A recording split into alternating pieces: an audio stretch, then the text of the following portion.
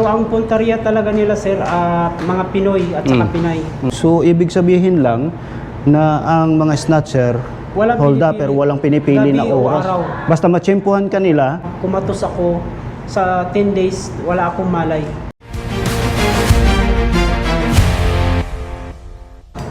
Assalamualaikum warahmatullahi wabarakatuh. Nagpapasalamat ako una-una kay Allah at binigyan pa niya ako ng pagkakataon na mabuhay uli.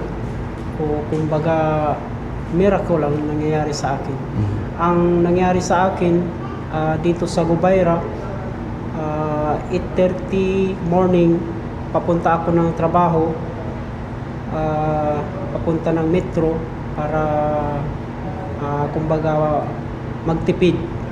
Ngunit hindi ko inaasahan na mayroon na palang nagmamanman sa akin, isang pick-up at bigla akong binaypass na hindi ko alam. So ang hinawakan sa akin kaagad ang bag ko nasa leeg. So nang habang nag-aagawan kami o di kaya gusto kong tanggalin yung bag, hindi ako kasi talagang hawak-hawak nila ang leeg ko.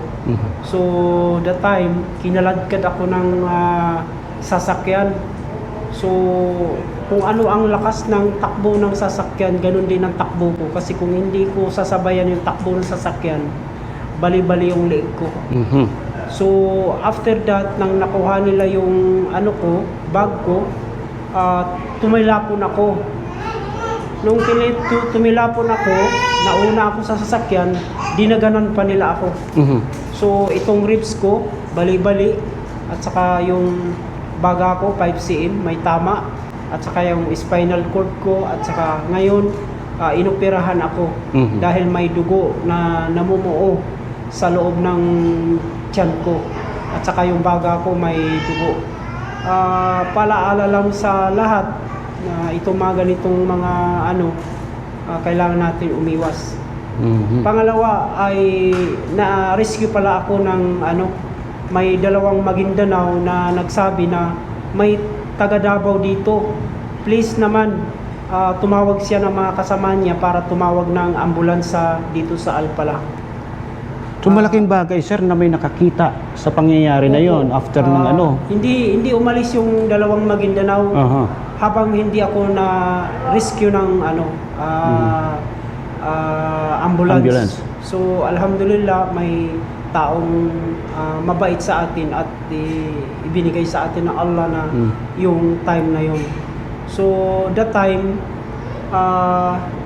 nung ako, naalaala ko na lang na kinakat yung pantalon ko na galing ako sa ICU.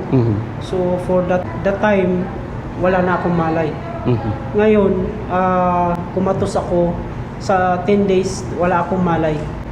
So ito ay bilang example sa mga OFW na tayo ay naglalakad na mag-isa, na may mga bag, at sa mga Pinay. Gabi ba yun sir? Nangyari? 8:30 ng umaga po. Umaga? Papasok ako ng-duty. Oh, so ibig sabihin lang na ang mga snatcher, hold-upper, walang pinipili na oras. Basta matsyempuhan ka nila na maluwag para sa kanila para gawin yung bagay na yon, talagang... Pero ang puntarya talaga nila sir, mga Pinoy at saka Pinay. Especially sa mga Pilipino OFW talaga. So mga kababayan, salamat sa mga lahat ng sumuporta sa akin at mga nakakilala sa akin. Alhamdulillah, ipagdua natin na inshallah yung ganitong sitwasyon hindi kayo makaranas nito, dahil ito ay napakasakit. Ang tinawag ako na miracle. So ito ay hikmah ng Allah subhanahu wa ta'ala na binigyan pa ako ng pagkakataon. Kundi hindi lang ito isang example ako ninyo ngayon, at isa na rin sa aking sarili yung pagtauba. Alhamdulillah. Na hindi tayo makalimot sa Panginoon, sa may kapal na lumikha sa atin. Yes. Ito ay bigyan natin ng respeto Ang Panginoon ay walang pinipili Muslim o Kristiyano, ay ito ay para sa ating lahat at lalo na sa ating mga pamilya kasi inaasahan ng pamilya natin na naghanap buhay tayo para sa kanila. Oh, wow. So, salamat at sa awa ng Diyos, bro, makaka-recover ka. Yun na yung ating suporta sa iyo, prayer, especially yung prayer na maka-recover ka kaagad-agad at makabalik ka na sa trabaho mo. So, masaya tayo, masaya yung mga kaibigan ni Sir, especially yung kanyang family dyan sa Pilipinas, na makikita siyang bumalik sa normal ang kanyang kalagayan. At eto, magsalo-salo kami dito mamaya at nag-ano tayo ng konting handa, no? Ayun. So, I hope sa mga kababayan natin may napulutan tayong aral doon sa personal na experience ni Sir, ni I Love You or 143. Malaking bagay yon. So, sa kanya na rin galing na dapat mag-ingat tayo sa lahat ng oras kasi walang pinipili na oras ang mga hold-upper at snatcher, mapa-umaga, mapagabi. Kailangan pag lumakad tayo, maging aware tayo sa ating paligid. Hanggat maaari, paggamit ng mga bag natin, kailangan i-safety natin.